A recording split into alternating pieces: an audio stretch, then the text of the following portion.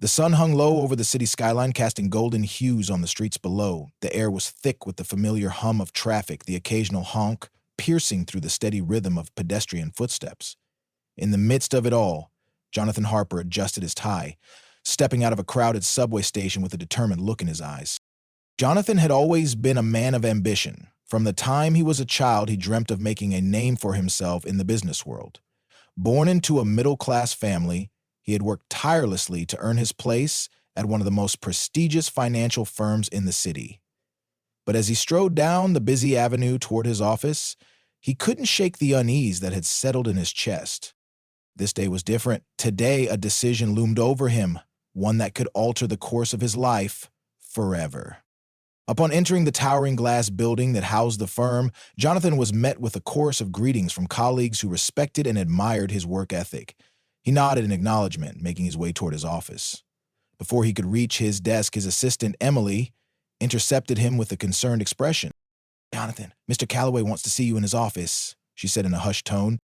Jonathan felt his stomach tighten. Richard Calloway was the CEO, a man known for his sharp mind and even sharper tongue. A summons from him was never casual. Taking a deep breath, Jonathan made his way up the grand spiral staircase leading to Calloway's office. The door was slightly ajar, and inside, he could see the CEO standing by the window, gazing out at the cityscape. He knocked once before stepping inside. Jonathan," Calloway said without turning. "Come in." Jonathan obeyed, standing with his hands clasped behind his back. The room smelled of polished mahogany and expensive cigars, a clear indication of the wealth and power Calloway possessed. "I'll get straight to the point," Calloway continued, finally turning to face him. "You've been offered a position in our London division, a significant promotion, complete with an executive suite, and a generous salary increase." Jonathan's eyes widened slightly. He had worked hard for recognition, but this was beyond what he had anticipated. "London?" he echoed. "Yes. But there's a catch," Calloway said, his piercing gaze locking onto Jonathan's. "This move requires absolute discretion. You'll be handling our most sensitive accounts, and there are expectations." Jonathan's mind raced. A promotion of this magnitude was life-changing, but he also understood what Calloway meant by expectations. There had been rumors, whispers of under-the-table dealings, manipulated investments, and cover-ups. Was this promotion a genuine reward, or was it a way of pulling him deeper into something he wasn't prepared to face? Sensing his hesitation, Calloway leaned forward. "You're a bright man, Jonathan. Don't overthink this. Opportunities like this come once in a lifetime." Jonathan forced a polite smile. "I appreciate the offer, sir. I just need a little time to consider." Calloway nodded, though there was a hint of warning in his expression. "Of course, but don't take too long." Jonathan left the office with a mixture of excitement and apprehension. As he returned to his desk, Emily gave him a questioning look. He shook his head slightly, signaling that it wasn't something to discuss at the moment. The rest of the day was a blur. Jonathan went through the motions, meetings, emails, client calls, but his mind was elsewhere. The weight of the decision pressed down on him like an anchor. That evening, he found himself sitting in a dimly lit bar, nursing a whiskey on the rocks. Across from him sat his closest friend, Daniel, who had known him since their college days. "So let me get this straight," Daniel said, leaning forward. "They want to send you to London with a fat paycheck, but you're hesitating?" Jonathan exhaled, rubbing his temple. "It's not that simple, Dan. There's something off about this whole thing. I don't trust Calloway." Daniel smirked. "Welcome to corporate America." "Look, John, I get it, but maybe this is your shot at something bigger. You always wanted more, right?" Jonathan frowned. Did he? He had spent years chasing success, but he had never stopped to ask himself what it really meant. Before he could respond, his phone buzzed. It was a message from an unknown number. "Think carefully about London. Not everything is as it seems." His pulse quickened. Who could have sent that? And more importantly, what did it mean? As he stared at the message, a realization hit him. This wasn't just a career decision. This was something far more dangerous. Jonathan Harper sat in his apartment staring at the cryptic message on his phone screen. His mind raced through possibilities. Who had sent it? And how did they know about London?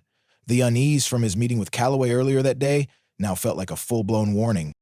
The whiskey glass in his hand grew warm as he turned the phone over, letting out a slow breath. He had never been a man to scare easily, but something about this felt different. There were too many unknowns, too many pieces that didn't quite fit. He picked up his phone again and typed out a message to Daniel. "Need to talk. Meet me at the Lantern?" A few minutes later, Daniel replied, "Be there in 30. The Lantern was a small, quiet bar on the outskirts of the financial district, a place where executives went when they didn't want to be seen. It wasn't the kind of place Jonathan usually frequented, but tonight he needed discretion. By the time he arrived, Daniel was already there, nursing a beer at a corner table. Jonathan slid into the seat across from him, setting his phone on the table. Daniel raised an eyebrow. "You look like you've seen a ghost." Jonathan exhaled. "I might have.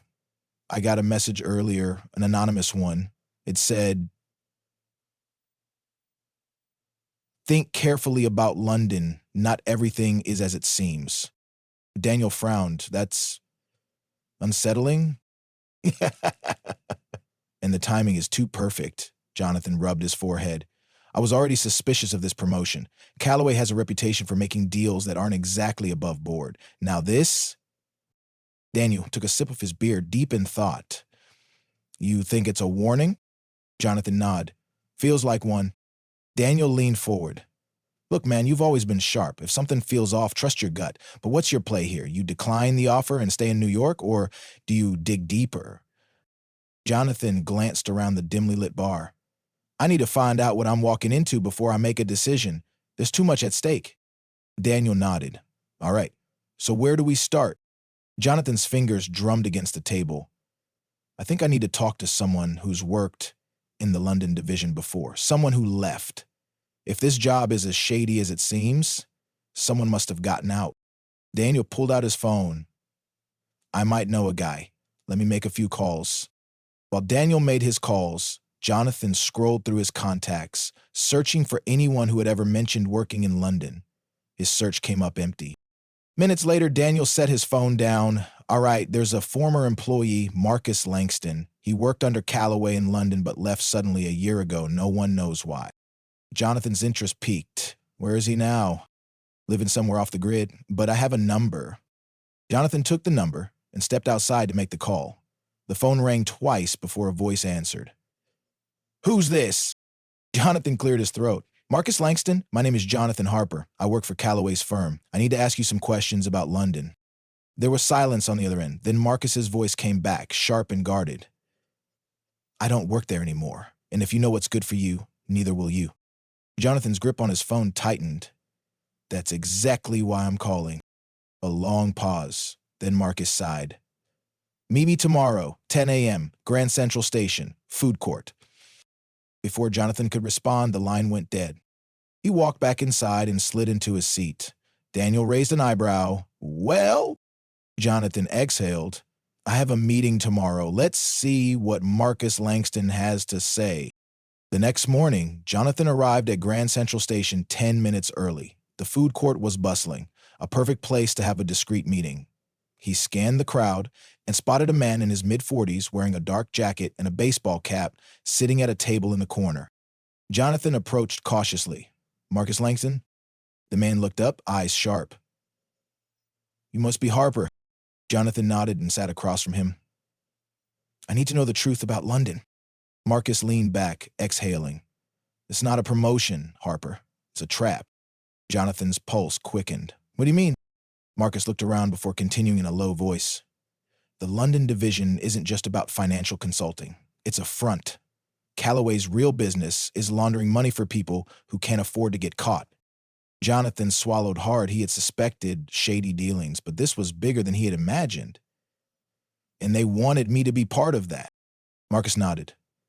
"Once you take the position, you're in too deep to walk away. They find ways to tie you in. Blackmail, threats, whatever it takes. That's why I ran." Jonathan stared at him. "And why warn me?" Marcus's expression softened. "Because I wish someone had warned me." Jonathan sat back, absorbing the weight of the information. If what Marcus said was true, accepting the London job wasn't just a career move. It was signing away his freedom. A thought hit him. "If you ran, why haven't they come after you?" Marcus's lips pressed into a thin line. "Because I have insurance. I gathered enough dirt on Callaway to make sure he wouldn't come after me. Jonathan exhaled slowly. And what do you suggest I do? Marcus gave him a hard look. Walk away while you still can. And if you can't, find leverage. It's the only thing that will keep you safe. Jonathan knew he had a decision to make. And this time, it wasn't just about his career. It was about survival. Jonathan Harper left Grand Central Station with Marcus Langston's warning ringing in his ears. The gravity of the situation had sunk in. This wasn't just about career advancement. It was about survival. Callaway's London division wasn't just another corporate branch. It was a machine designed to keep people locked in, a trap disguised as an opportunity. Back at his apartment, Jonathan sat on his couch, phone in hand, debating his next move. He could decline the offer and move on, but something about Marcus's words unsettled him. Find leverage. If Marcus had managed to escape unscathed, it was because he had something Callaway feared. Jonathan needed to do the same. He dialed Daniel's number. We need to meet now. 30 minutes later, they sat in a quiet cafe far from their usual spots. Daniel leaned in. So, what did Langston say? Jonathan took a deep breath. That London isn't what it seems. Callaway isn't just running a firm. He's laundering money for dangerous people. Daniel sat back, exhaling sharply. Jesus. And they want you to be a part of that? Exactly, Jonathan rubbed his temples. I need to find a way to protect myself if I'm going to get out of this clean. Daniel thought for a moment, then nodded. So, leverage. What do we have? Jonathan exhaled. Nothing. But if Marcus found something, there has to be a trail.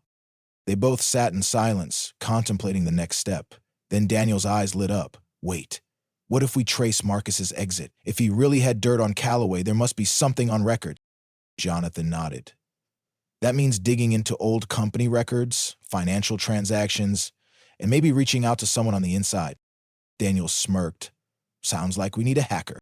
Jonathan frowned. You don't happen to know one, do you? Daniel pulled out his phone and tapped a few times before showing Jonathan a name. Elliot Graves. He's the best, works in the shadows, never gets caught. Jonathan raised an eyebrow. You trust him? Daniel hesitated. I trust his skills. That's all we need right now. Jonathan nodded, taking down the contact information. He had no choice but to take the risk. Later that night, Jonathan sat in his car outside a small warehouse on the edge of town. The dimly lit streets were nearly empty, and the distant hum of the city felt far away. He checked his watch. 8:57 p.m. The meeting was set for 9. A figure approached from the shadows. Harper? Jonathan turned to see a man in his mid-30s, sharp eyes peeking out from beneath the hood of his sweatshirt. He carried himself with the casual confidence of someone who knew the game well. Elliot? Jonathan asked. The man gave a slow nod.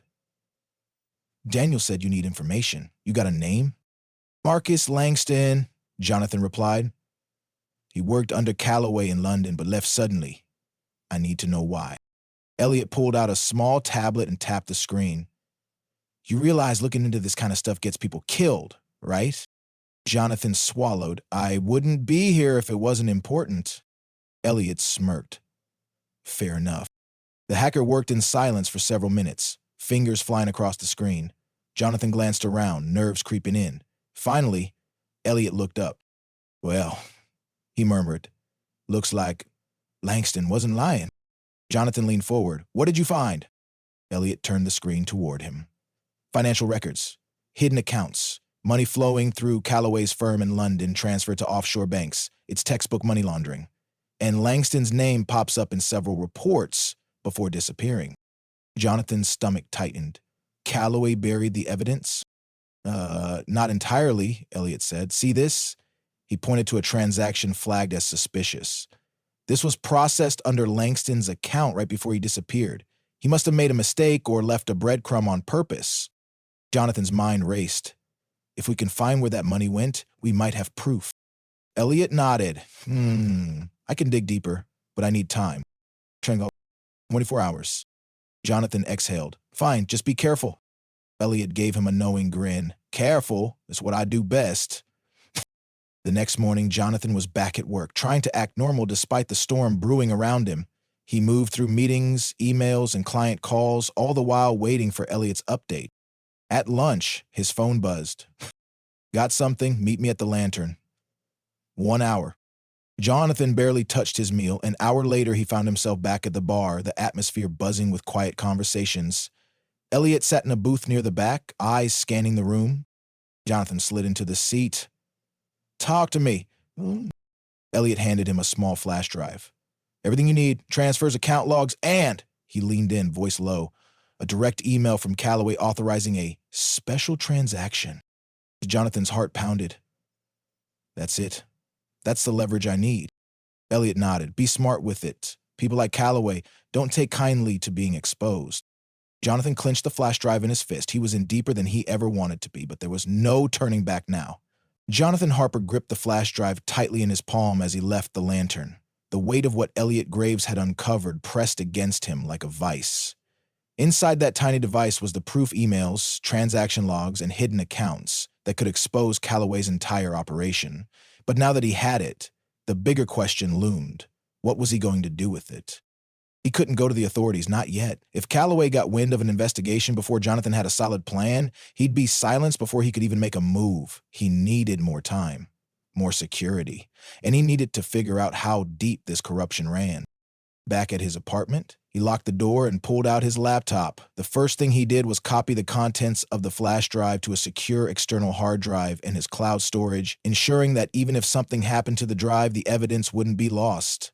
He scrolled through the documents Elliot had given him, scanning through pages of financial records, offshore accounts, wire transfers disguised as business expenses, and Calloway's signature authorizing illicit transactions. It was all there. A knock at his door made his pulse spike. He wasn't expecting anyone. Slowly, he got up, grabbing the nearest object, a heavy glass paperweight. As he approached, "Who is it?" he called. "It's me."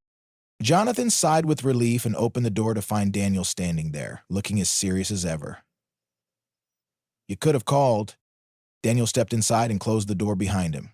"Figured I'd come in person, less chance of anyone listening in." Jonathan nodded and motioned for him to sit. "I got the leverage. Elliot found the evidence." Daniel's eyes widened. "You sure it's enough to bring Calloway down?" Jonathan nodded. "It's more than enough, but now that I have it, I have to be smart. If I make the wrong move, I won't get a second chance." Daniel ran a hand through his hair. "Then you need a plan. You can't go to Calloway directly. He'd bury this so fast you never see daylight again." Jonathan leaned back in his chair, thinking, if I leak this to the authorities, it could take months before they act. Calloway has connections. He could stall any legal action long enough to clean up his mess. Daniel sighed. "Then we hit him where it hurts." Jonathan raised an eyebrow. "And where's that?" Daniel smirked. "His reputation. If Calloway's clients and investors start pulling out, the whole house of cards falls apart." Jonathan considered it. "So we go public?" Daniel nodded. "With the right exposure, he won't be able to contain the fallout." Jonathan exhaled. "That's risky. He'll come after us."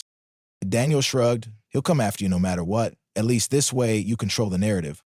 Jonathan knew he was right. If they went public, Calloway's empire would crumble faster than he could repair it. But they had to be careful.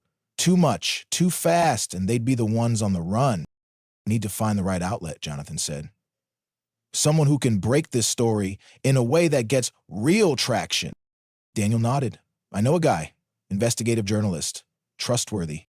Jonathan glanced at the flash drive. This was the moment where everything could change. He had the power to bring down Calloway, but he also knew it came at a cost. "Set up the meeting," he said finally. "Let's finish this." The next morning, Jonathan and Daniel met at a small diner on the outskirts of town. Across from them sat Rebecca Owens, a journalist known for uncovering financial scandals. She sipped her coffee as she listened to Jonathan lay out the details. When he finished, she leaned back, arms crossed. "If even half of what you're saying is true, this is one of the biggest financial fraud cases of the decade." Jonathan slid the flash drive across the table. "It's all there. Documents, emails, transactions. Proof that Calloway has been laundering money through the London division for years." Rebecca picked up the drive, turning it over in her hand. "If I take this on, Calloway will come for me too." Jonathan met her gaze. "That's why we need to make sure this is big enough that he can't bury it." She nodded slowly. "I'll go through everything tonight. If it checks out, I'll publish the first report tomorrow morning. Jonathan felt his stomach tighten. Once this goes live, there's no turning back. Rebecca smirked. Welcome to the world of exposing corruption. That night, Jonathan barely slept. Every noise outside his window made him jump. He knew that once Rebecca published the story, Calloway's world would collapse. But so would his sense of security. At dawn, his phone buzzed. It was a message from Rebecca. It's live. Jonathan opened his laptop and saw the headline. Exclusive, insider exposes billion-dollar money laundering scheme at Calloway's firm. He scrolled through the article, seeing direct evidence from the files he had given her. Calloway's name was all over it. There was no escaping this now. Then his phone rang. Unknown number. He hesitated before answering. Hello? A deep voice on the other end sent a chill down his spine. You just made the biggest mistake of your life. Jonathan's hands trembled as he set the phone down. Calloway wasn't going down without a fight. And now it was war. Jonathan Harper stared at his phone, the last words of the ominous call echoing in his mind. You just made the biggest mistake of your life. He had expected retaliation from Calloway, but hearing the threat out loud made it feel even more real. His pulse pounded as he set the phone down, his fingers trembling slightly. He turned toward Daniel, who sat across the table, watching him closely. That was them, wasn't it? Daniel asked. Jonathan nodded. Yeah, they're coming. Daniel exhaled, rubbing his temples. We knew this would happen, but at least we got ahead of it. The story is out, and Calloway can't control the narrative anymore.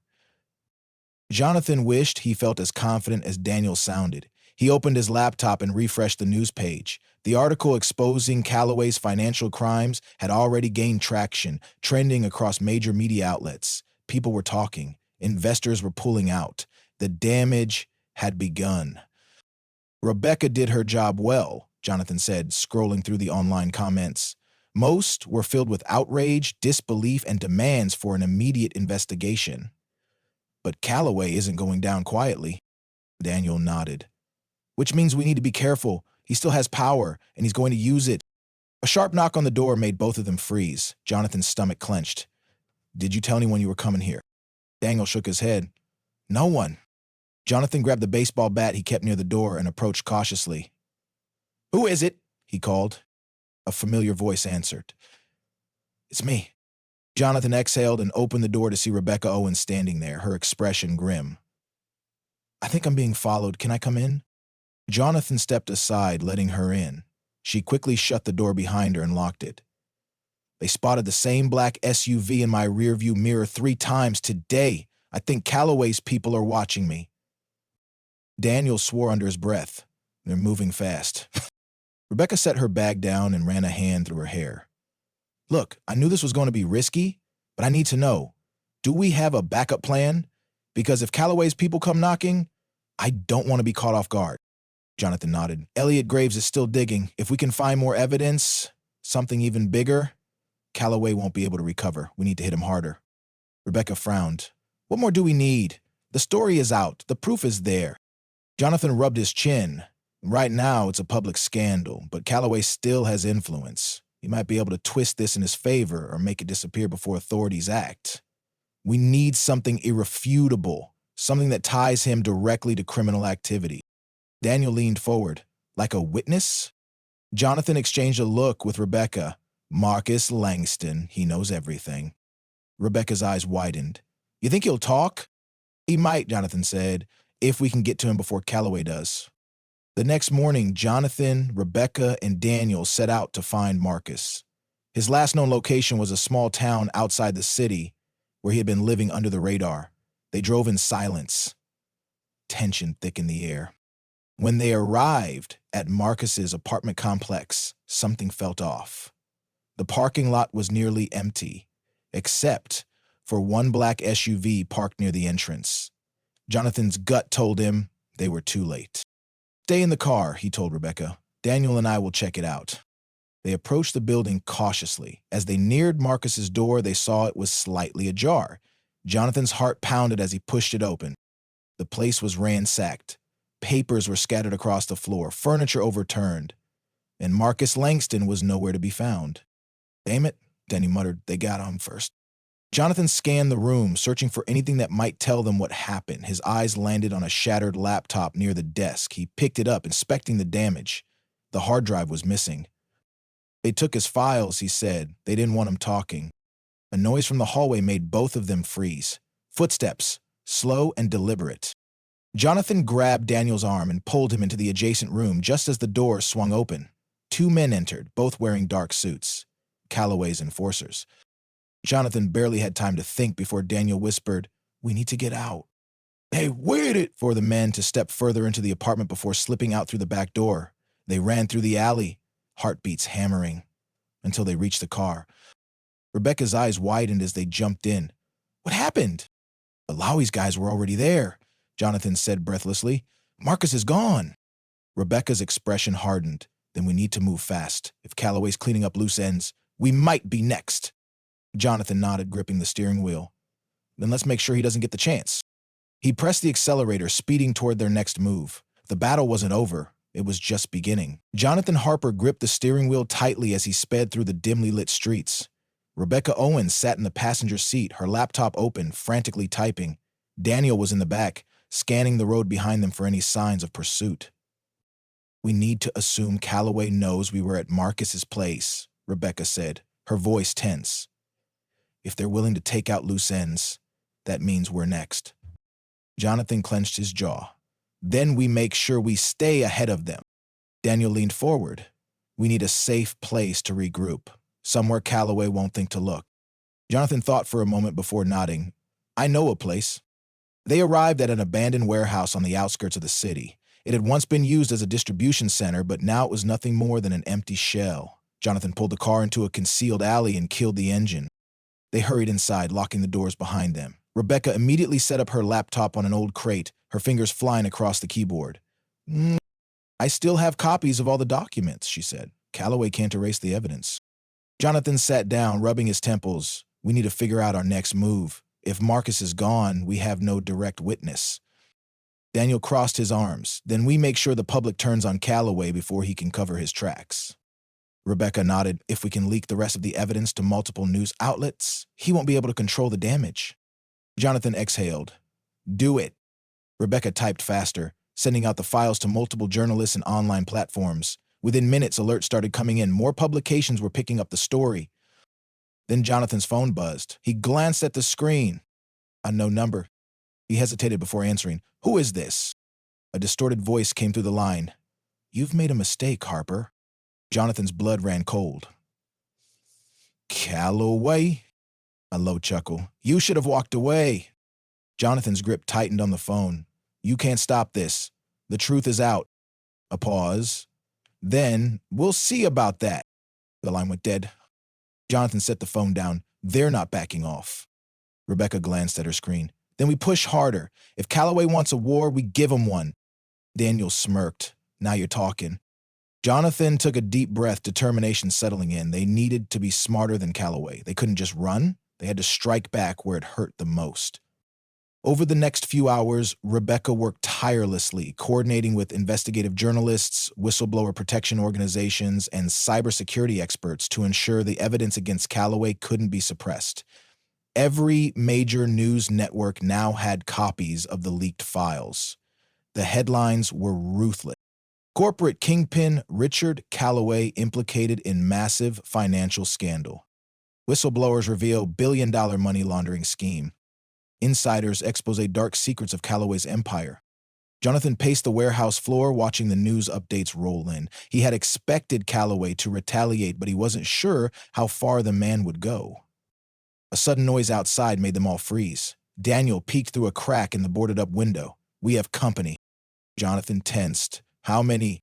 "Two black SUVs, looks like Calloway's goons." Rebecca quickly closed her laptop. "We need to get out of here." Jonathan nodded. "Back exit now."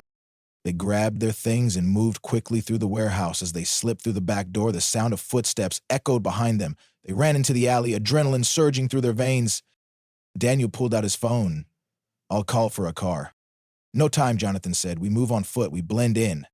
They jogged toward a crowded intersection, disappearing into the city. Behind them, the warehouse was swarmed by Calloway's men. Rebecca turned to Jonathan. "What now?" Jonathan took a deep breath. Now, we finish this. Jonathan Harper, Rebecca Owens, and Daniel weaved through the crowded streets, their bodies tense as they blended into the bustling city life. The flashing neon signs and the cacophony of car horns provided some cover, but they knew Calloway's men weren't far behind. Rebecca glanced over her shoulder. I don't see them anymore. Did we lose them? Daniel exhaled sharply. Maybe, but let's not take any chances. Jonathan nodded. We need a secure place to regroup. If we keep running without a plan, they'll eventually corner us. Rebecca thought for a moment. I might have an idea. Follow me. They ducked into a side alley and continued moving until they reached a small bookstore tucked between two old apartment buildings. Rebecca pulled out a key and unlocked the back entrance. Come in. Jonathan and Daniel exchanged a glance before stepping inside. The store smelled of aged paper and wood, the dim lighting casting long shadows on the walls. Rebecca shut the door behind them and secured the locks. This place belonged to my uncle. He used it as a safe house during his investigations. No one knows about it except me. Jonathan sighed in relief. Good thinking. Daniel ran a hand through his hair. All right, so what's next? Calloway isn't going to stop hunting us just because we disappeared for a few hours. Rebecca powered up her laptop and pulled up the latest news headlines. Calloway's firm is crumbling, investors are backing out, and legal authorities are starting to take action. Jonathan folded his arms. That's not enough. He still has powerful connections. If we don't finish this, he could still escape justice. Daniel leaned against a bookshelf. Then we need something bigger, something that guarantees he won't slip through the cracks. Rebecca clicked through the files she had gathered. Elliot Graves might have more on him. If Calloway has committed more serious crimes beyond money laundering, we need proof. Jonathan nodded. Then we contact Elliot.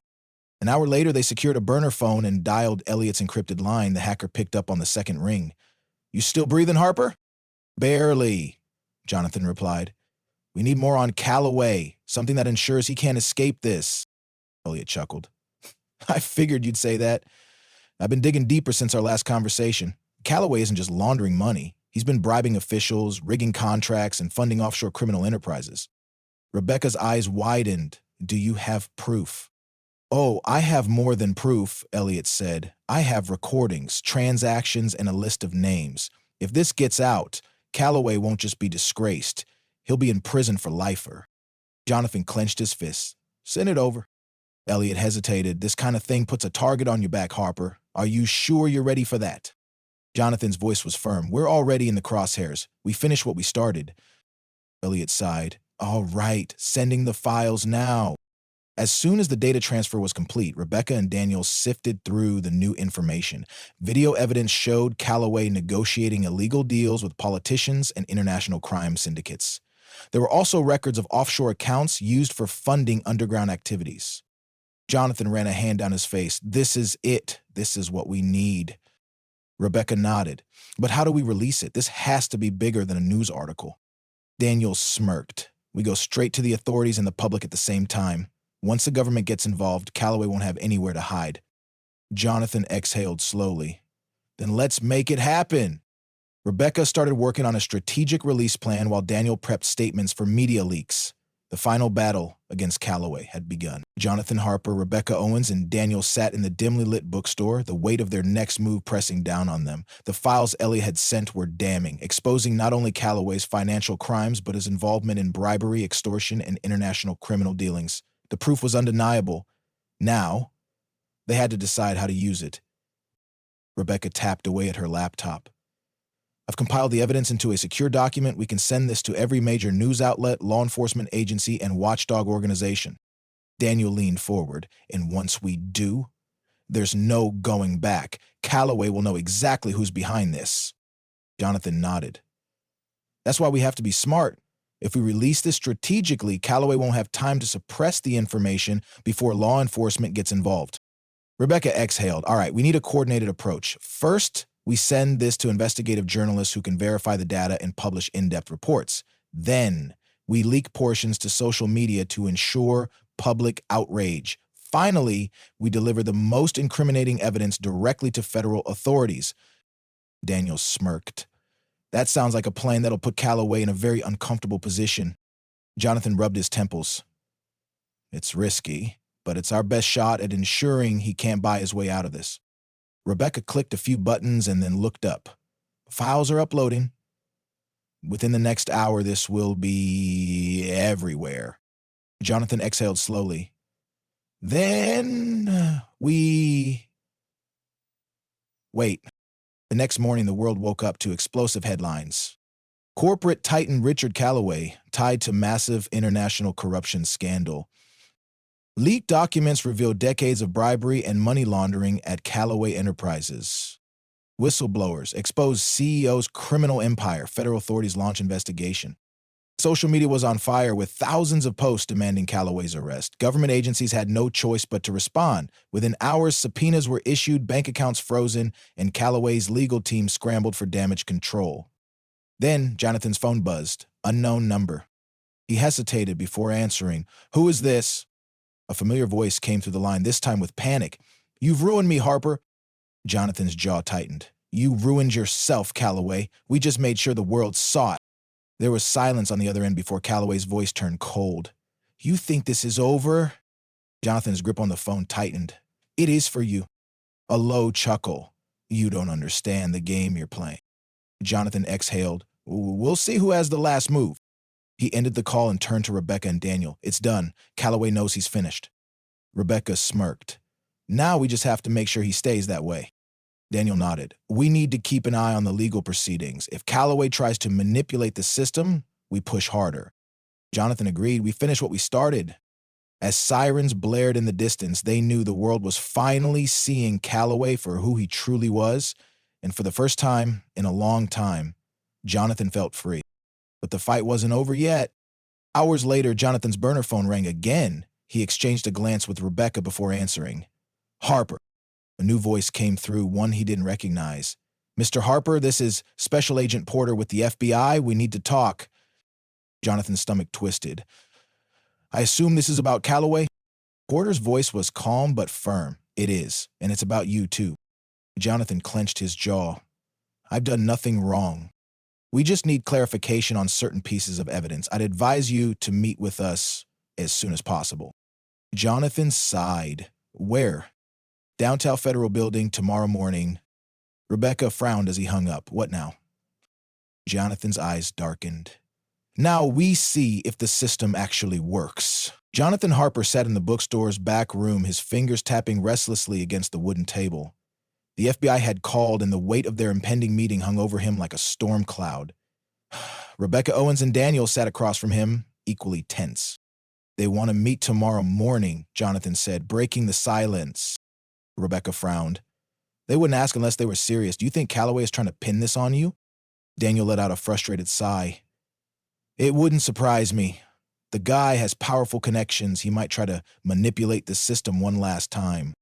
Jonathan leaned forward. "I have nothing to hide, but if Callaway thinks he can turn this around, we need to be ready." Rebecca opened her laptop. "We still have more leverage. If the authorities hesitate, we release another wave of evidence." Jonathan nodded. "Good. We're not just going to sit back and let Callaway play his games." The next morning, Jonathan arrived at the Federal Building downtown. The imposing glass structure reflected the city's skyline, a silent reminder of the power that lay inside. As he walked through the doors, he saw two agents waiting for him. "Mr. Harper?" one of them asked. Jonathan nodded. "That's me." "I'm Special Agent Porter. This is Agent Reeves. Follow us." Jonathan was led through a series of hallways into a conference room.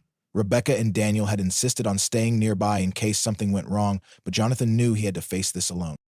Agent Porter motioned for him to sit. "We appreciate you coming in. We've been reviewing the evidence you provided." Jonathan folded his hands on the table, and Porter exchanged a glance with Reeves. "Callaway's legal team is already scrambling. The Department of Justice has launched a full investigation. But there's a problem." Jonathan stiffened. "What kind of problem?" "Callaway has disappeared." Jonathan's stomach dropped. "What?" Reeves leaned forward. "As of last night, his private jet took off from a secluded airstrip, no official flight plan. We believe he's gone underground." Jonathan swore under his breath. "So he's running." Porter nodded. "Is what it looks like. But we need to know, do you have any idea where he might be hiding?" Jonathan thought for a moment. "If he's running, he'll go somewhere he has influence. Offshore accounts, political connections. He could be anywhere." Reeves placed a folder on the table. "We traced several large wire transfers from his personal accounts. The most recent one was to an unidentified account in the Cayman Islands. Jonathan exhaled sharply. That's his safety net. Porter crossed his arms. We need your help. You exposed him, which means you know his patterns. If you can help us find him, we can bring him in before he disappears for good. Jonathan knew this was his only chance. He couldn't let Calloway slip away. I'll do whatever it takes. Back at the bookstore, Jonathan relayed the news to Rebecca and Daniel. He ran, Rebecca asked, shaking her head. Coward! Daniel smirked. What did you expect? A guy like him isn't going to sit around and wait for justice? Jonathan ran a hand through his hair. We need to get ahead of him. If he thinks he can disappear, we prove him wrong. Rebecca typed rapidly. I'll reach out to Elliot Graves. He might be able to track those transfers. Jonathan nodded. And I'll start making calls. We need to find people who know Calloway's movements. Over the next 24 hours, the chase intensified. Jonathan's contacts confirmed that Calloway had offshore properties and business associates willing to shelter him, but Elliot Graves provided the real breakthrough. I hacked into some of Calloway's secure accounts, Elliot said over a scrambled call. He's booked a private charter to Argentina. He's planning to disappear completely. Jonathan felt his pulse quicken. When does he leave? Tomorrow morning? You need to move fast. Jonathan turned to Rebecca and Daniel. This is it! We have to stop him before he vanishes. Rebecca grabbed her phone. I'll alert the FBI. Jonathan clenched his fists. And we make sure the whole world knows. Calloway isn't escaping this. As dawn broke, federal agents stormed a private airstrip just outside Miami. Calloway's plane was fueled and ready for takeoff, but the authorities had arrived first. Helicopters hovered overhead, spotlights illuminating the tarmac. Calloway stepped out of an SUV, flanked by bodyguards. When he saw the agents, he turned to run, but it was too late. Richard Calloway, Agent Porter's voice boomed. You are under arrest. The disgraced CEO's face twisted in anger as handcuffs snapped around his wrists. He glared at the cameras that were already broadcasting his downfall to the world. Jonathan, watching from a news feed, exhaled in relief. It's over, Rebecca smiled. We did it. Daniel leaned back. And Calloway? He's finally going to pay for everything. Jonathan knew it wasn't just about exposing corruption. It was about proving that justice could still prevail. For the first time in months, he felt at peace. The end.